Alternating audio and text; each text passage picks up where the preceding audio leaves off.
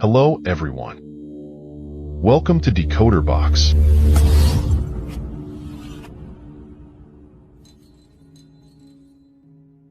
Today, we're going to tell you about a chilling murder case that took place in 2010 in the autonomous region of Inner Mongolia, a land blessed by nature.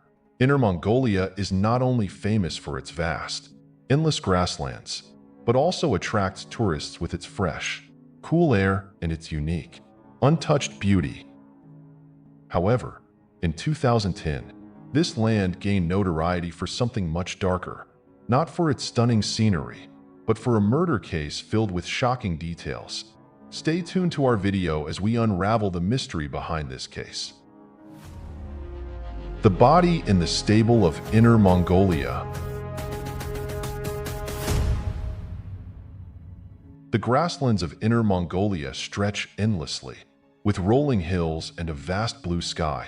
Here, not a cloud can be seen, only the sound of the wind whistling through the plains and wild horses galloping freely across the expansive land.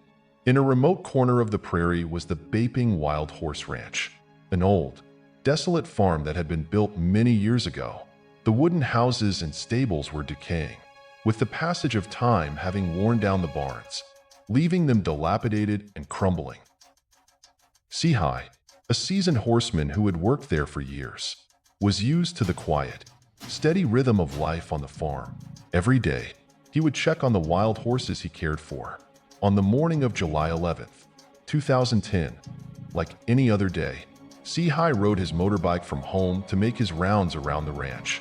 The weather was quite cold, with strong winds sweeping across the plains, carrying dried grass swirling through the air. As he approached the old stables, which had long been out of use, Sihai sensed that something was off. The door to the stable was slightly ajar, creaking eerily in the wind. Stable number 3, which had been locked for a long time, now stood mysteriously open. Instinct, honed over years of working with horses, made Sihai uneasy. He got off his bike, walked closer, and gently pushed the old wooden door. As soon as the door swung open, a faint stench hit his nose. Sihai held his breath, squinting as he peered inside. What lay before him was a horrifying sight. The corpse of a man, lying in the middle of the stable, partially buried under scattered dry grass. His body was swarmed by flies and insects, and his skin had turned a ghastly, pale gray. The victim's clothes were torn, revealing several shallow wounds. Despite having worked on the plains for many years and witnessing numerous animal deaths, this sight sent a chill down Sihai's spine. He stepped back a few paces, trembling as he pulled out his phone and immediately called the local police. Traces at the crime scene.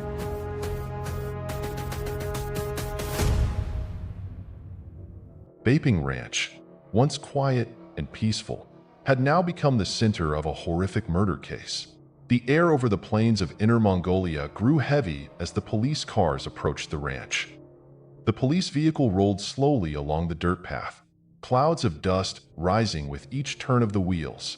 Upon reaching the ranch's entrance, the investigation team began securing the scene. As per protocol, only members of the investigation unit were allowed to enter the area around Stable 3, where the body had been discovered. Captain Jianchun, along with the forensic team and investigators, quickly got to work. The forensics team, clad in white protective suits, wearing gloves and masks, prepared for the hours of work ahead. Large suitcases filled with advanced equipment were carried in, from crime scene cameras to tools for analyzing traces and collecting samples.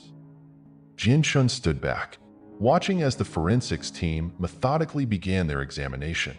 Every movement was closely monitored, with no detail left unchecked. The team's eyes scanned the area around the stable, searching for any anomalies. Fongli, a member of the forensic team, crouched near the body. Her gloved hands slowly brushed away the dry grass covering the victim, revealing more crucial details. The victim had been found lying on his back, his arms resting at his sides. He was a man, dressed in a polo shirt and khaki shorts. From an initial observation, the victim's clothing was partially torn, with signs that it had been forcefully pulled, possibly during the attack or after his death. His body bore multiple wounds, but there were no clear indications that he had died inside the stable. Forensic expert Fong Li carefully used long tweezers to collect small pieces of evidence, from the tiny fragments of fabric left on the victim's clothing to the bits of grass and dirt clinging to his body. Each sample was meticulously sealed in numbered plastic bags, ensuring they would be ready for later analysis. As she continued her detailed examination, Fong Li discovered a few spots of dried blood on the victim's arms and calves, as well as scratches on the skin and fingernails. The scratches suggested contact with something hard, possibly a sharp object during a struggle. However, no suspicious fingerprints were found on the body. While the preliminary autopsy was underway, another team of investigators scoured the area around Stable 3. Captain Jian Chun ordered his team to carefully search from the stable to the ranch's gate, suspecting that the killer might have transported the body there. Unfortunately, the hard ground and harsh weather conditions had erased most of the evidence, leaving only a few faint footprints scattered near the stable. In one corner of the stable, the police discovered a gray fleece jacket, still relatively new but covered in dirt. At first glance, it seemed harmless, but upon closer inspection, the forensic team found dried blood on the collar, which appeared to have been hastily wiped away. This indicated that the killer had tried, but failed, to fully clean up the evidence. The jacket was immediately sealed and sent to the lab for DNA analysis. Footprint analyst Zhang Min knelt beside one of the faint prints near the stable. It appeared to be from a large boot, but wind and dust had blurred its shape. Zhang Min carefully measured and documented every detail. Although no immediate conclusions could be drawn, this footprint might become crucial evidence when compared against a suspect's shoes later. The police's initial theories.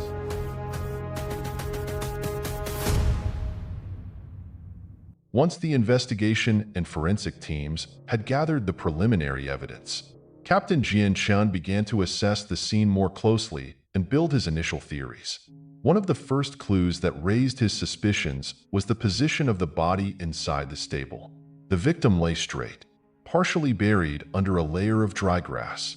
Yet there were no signs that the scene had been staged. If the victim had died right there, there would typically be more blood or signs of a struggle. But the area was oddly clean. This led him to believe that the body had been moved after death. The discovery of drag marks leading from the stable door to the spot where the body was found, along with faint footprints around the stable, reinforced the theory that the body had been moved there after being killed elsewhere. The technicians observed that the footprints were all the same size and pattern, indicating that the killer was likely a single individual. The footprints were not deep, and their shapes were unclear, suggesting that the perpetrator was neither rushed nor panicked, even attempting to move lightly to avoid leaving noticeable impressions in the ground. Based on the evidence collected, it was hypothesized that the killer was well prepared, acting calmly and deliberately, with a conscious effort to evade detection. By analyzing the remaining footprints, the technicians speculated that the perpetrator wore boots or heavy-soled shoes, appropriate for traversing the hard ground and wild grasslands. Forensic doctors estimated the victim's time of death to be about 3 to 4 days before the body was discovered, placing it around July 7th or 8th. According to local reports, the weather during those days was cloudy but not rainy. With no harsh sunlight, the body showed early signs of decomposition, with insect activity contributing to a faint odor. However, the victim's facial features and certain other characteristics were still recognizable. The victim was a male, approximately 25 to 30 years old, standing around 1.7 meters tall and weighing between 60 to 65 kilograms. He had a slightly square face, black hair in a crew cut, and thick eyebrows that nearly met in the middle. On his left cheek was a small, old scar about 2 centimeters long. On his back was a tattoo of 2 eagle wings, covering about a quarter of his back.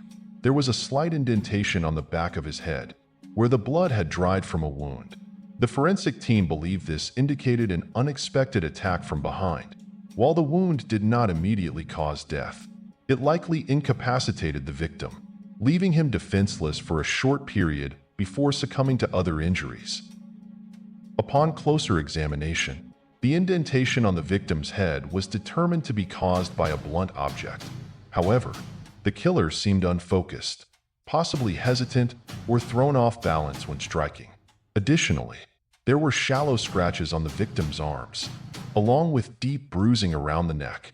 The wound at the back of the head had clotted hair, which contained not just blood, but a significant amount of sand. Police concluded that the victim had endured a violent attack. Particularly, the facial area was heavily damaged, swollen, bruised, with a busted lip and a bleeding nose. Forensic doctors believe the killer repeatedly punched the victim in the face, likely after the victim had already become defenseless. This rapid assault left the victim barely conscious, with the final act of strangulation being the fatal blow, causing death by asphyxiation. Signs of a fierce struggle were evident. Dried blood and fragments of skin under the victim's fingernails indicated that he had attempted to claw at the assailant in a desperate bid for survival. This characteristic is often seen in victims who put up a fight. DNA samples from under the victim's nails would serve as critical evidence in identifying the killer. The victim appeared to be of average build, with no physical abnormalities. Investigators surmised that the perpetrator was likely male, stronger, and taller than the victim, based on the nature of the attack. Expanding their search to a 500-meter radius around the crime scene, authorities found no suspicious blunt objects or signs of a large fight. However, they did discover distinct tire tracks imprinted in the ground near Stable 3. These tracks became a vital clue, suggesting that the killer had used a vehicle to transport the body. Upon analyzing the tire tracks, the police deduced that the vehicle was likely a heavy-duty one, as the impressions were deeper than those made by standard four-wheeled vehicles. The tread pattern was not typical for regular cars, but more commonly seen on 4x4 or off-road SUVs, known for their strong grip on rugged terrain like the plains. The tire tracks stretched from the ranch's entrance to Stable 3, indicating that the vehicle had been parked there for an extended period. By analyzing the depth, width, and pattern of the tire impressions, along with the direction and duration of movement, investigators concluded that the vehicle used to transport the body was an off-road SUV. Such a vehicle performs well on difficult terrain like the Inner Mongolian plains. In 2010, owning an off-road vehicle in the autonomous region of Inner Mongolia was uncommon, implying that the killer might have had considerable financial resources. The police speculated that, given the wide, often difficult terrain of the plains, the killer was likely an experienced driver, possibly accustomed to such conditions. One of the biggest questions that Captain Jian Chen faced was why the perpetrator had chosen Stable 3 to hide the body. Upon observation, the horse ranch had many secluded areas, but Stable 3 was the most remote, nearly forgotten part of the property. The police believed that the choice of this location was not coincidental. It may have been a place where the killer felt safe, with little chance of the body being discovered quickly. Sihai, who found the body, confirmed that Stable 3 had not been used for a long time, suggesting that the killer knew the stable's disused state and had chosen it as a hiding spot, assuming the body would remain undetected for a while. This raised the possibility that the perpetrator was someone familiar with the ranch, or at least someone who had some prior connection to the area. Additionally, the location of Stable 3, tucked away in a hidden corner with an open space around the plains, allowed for discreet movement without being seen. This would have been a strategic advantage for the killer, allowing them to transport the body unnoticed. Identifying the victim.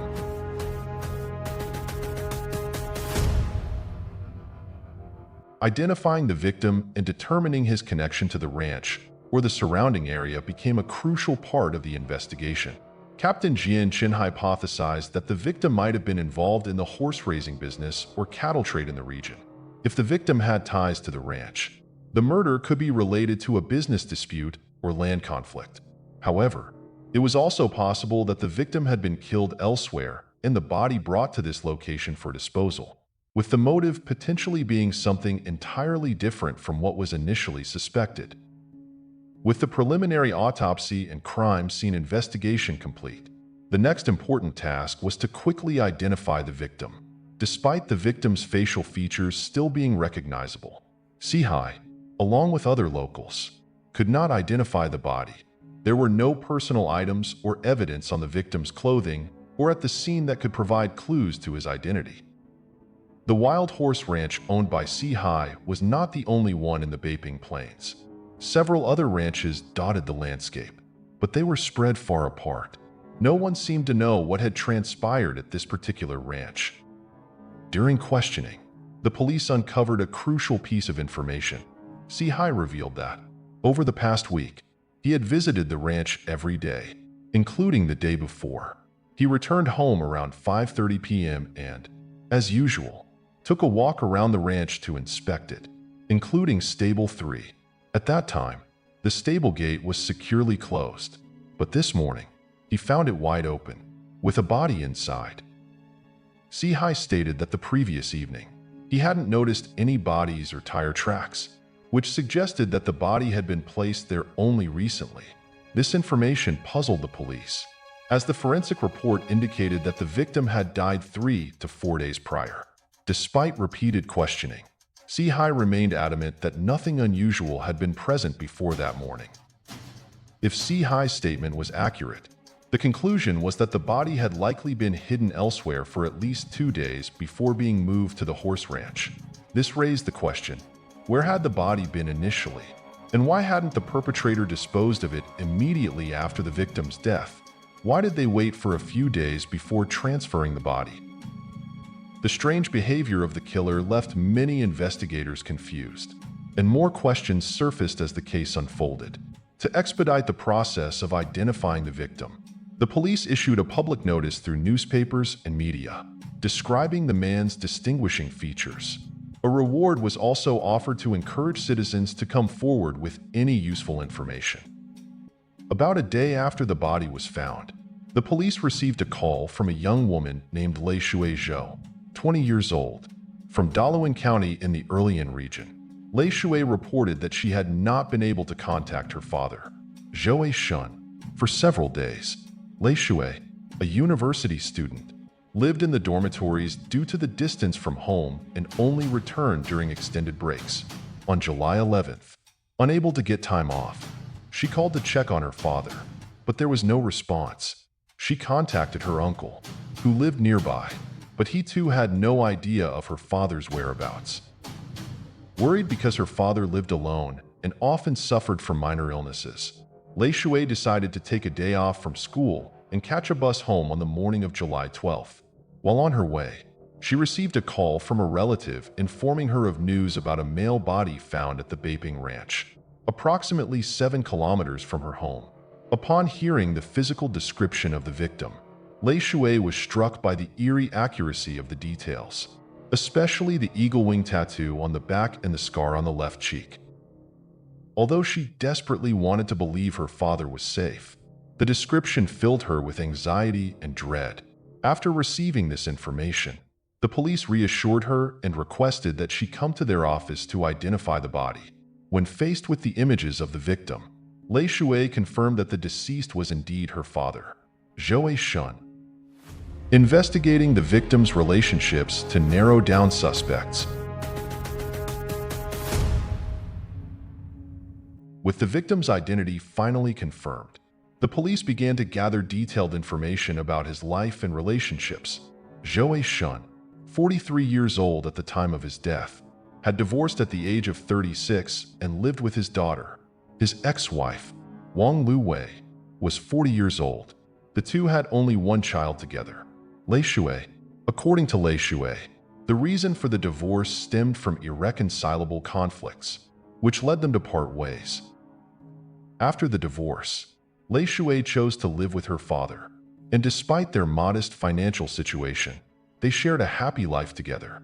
The scar on her father's left cheek was a result of a heated argument when her mother, in a fit of rage, threw a porcelain plate at him, suspecting that he had been unfaithful.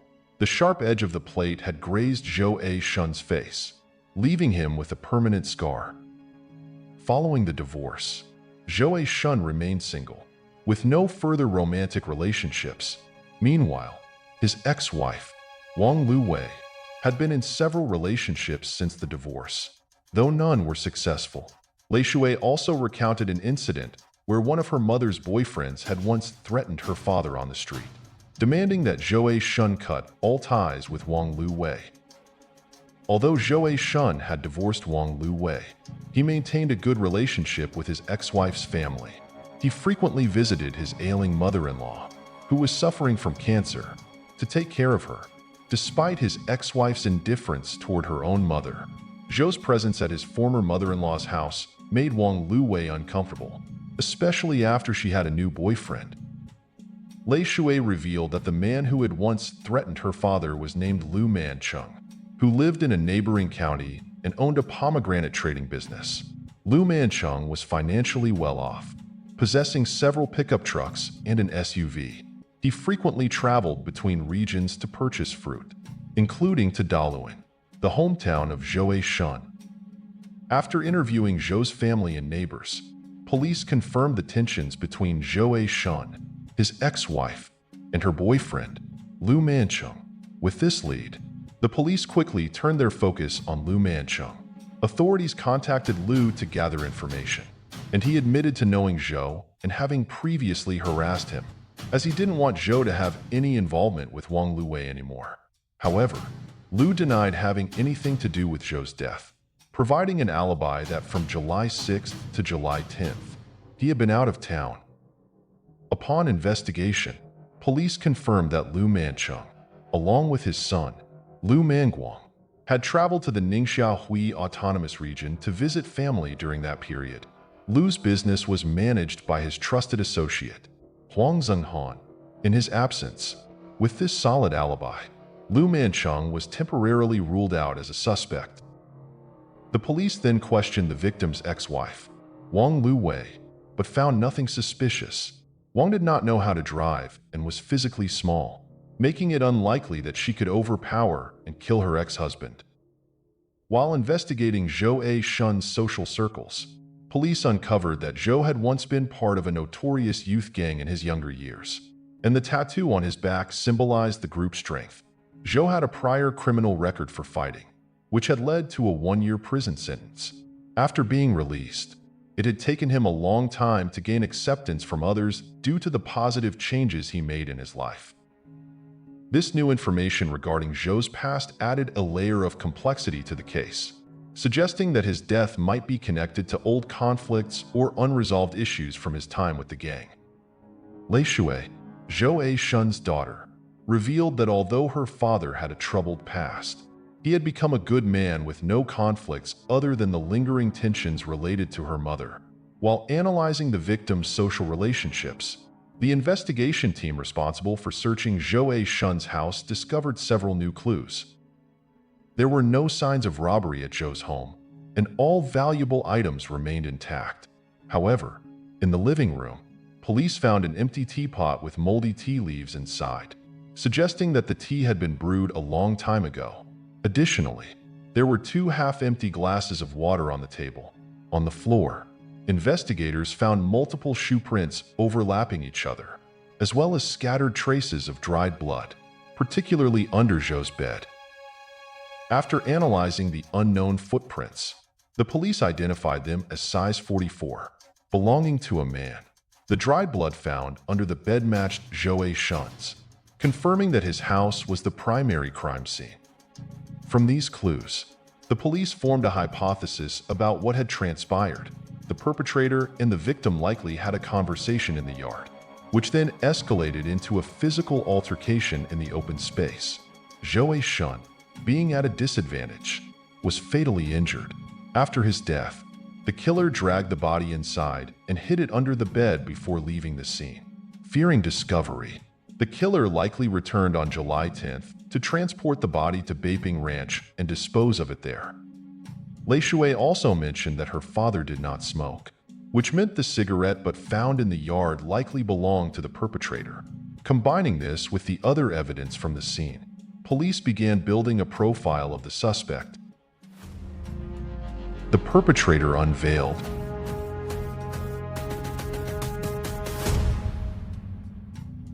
The suspect was at least 1.7 meters tall, physically fit, and familiar with the ranch where the body was found, or at least had visited it a few times.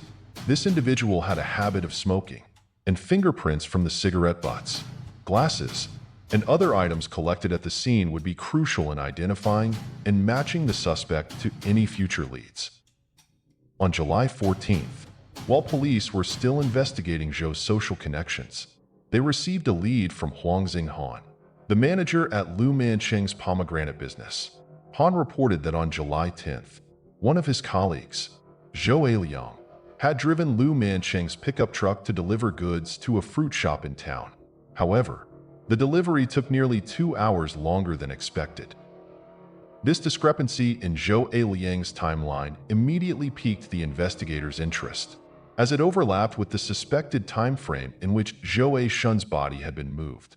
The next steps of the investigation would involve questioning Zhou Liang and examining the vehicle for any traces linking it to the crime.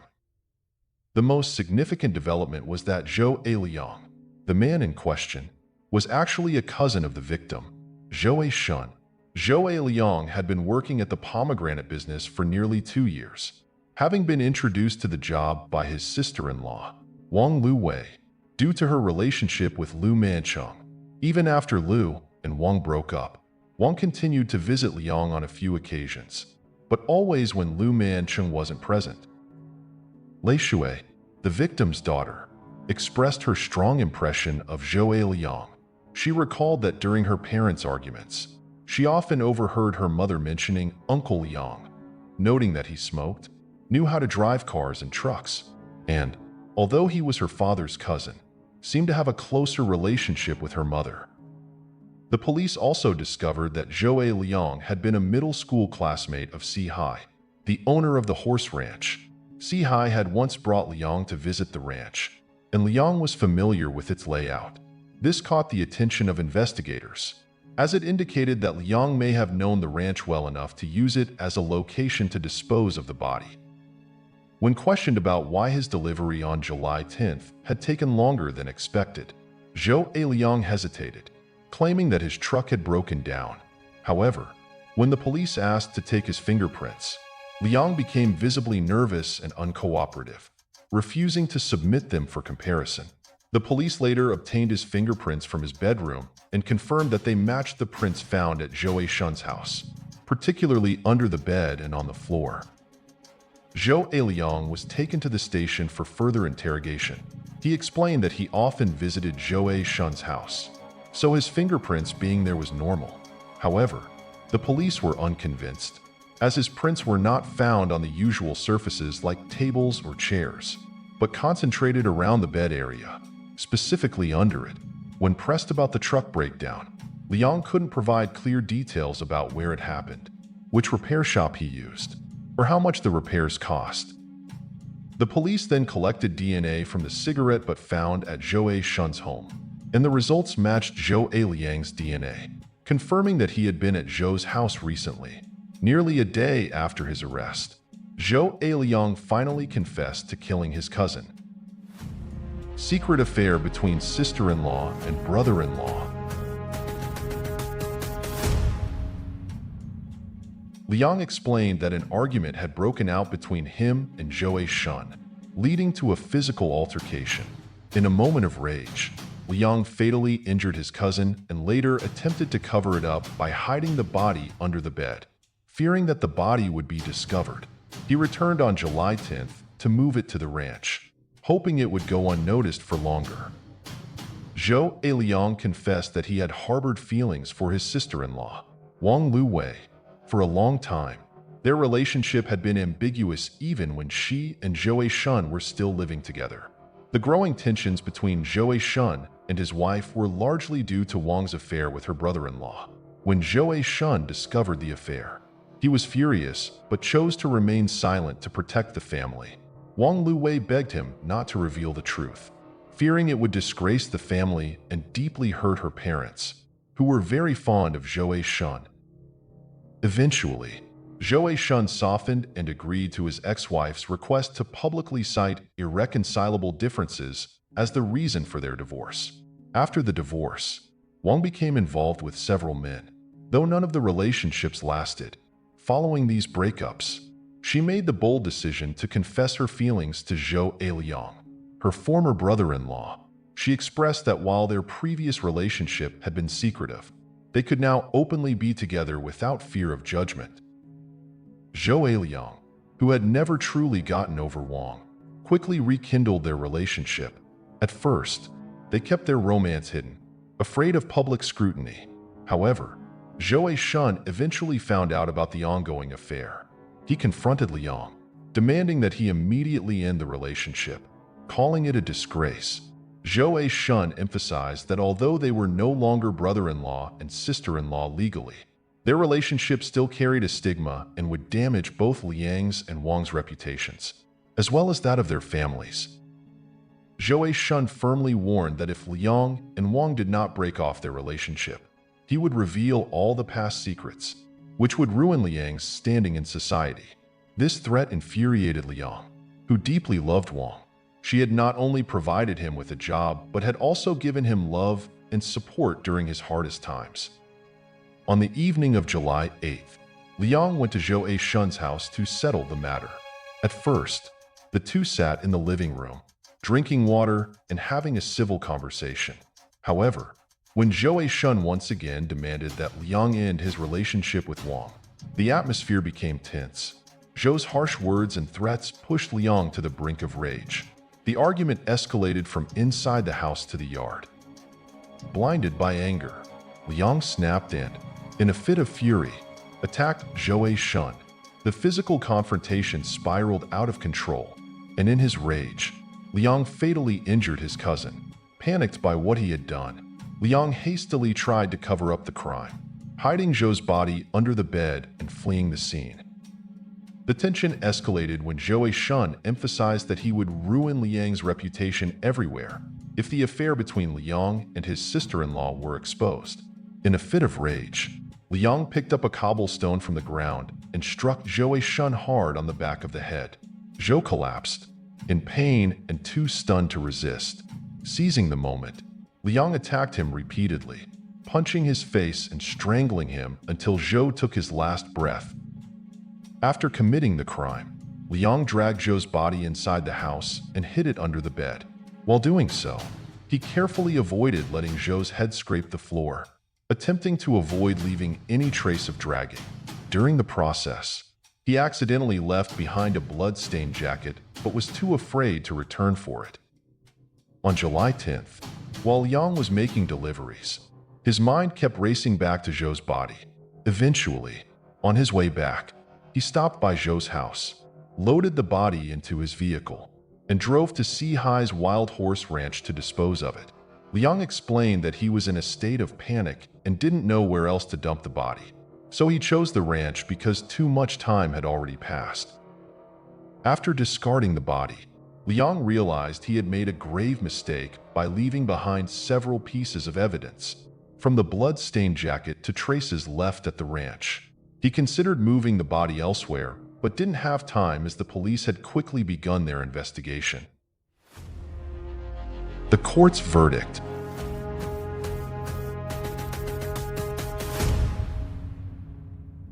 Ultimately, Zhou Liang was arrested and confessed to everything under interrogation. He was sentenced to death for his actions. The immoral love affair between Liang and his sister-in-law shocked the local community. After the incident, Wang Luwei couldn't bear the shame and disappeared without leaving any word of farewell. So, what do you think of today's case? Leave your thoughts in the comments below. And don't forget to like and subscribe to Decoder Box so you won't miss any thrilling crime stories from around the world. Goodbye, and see you in the next video.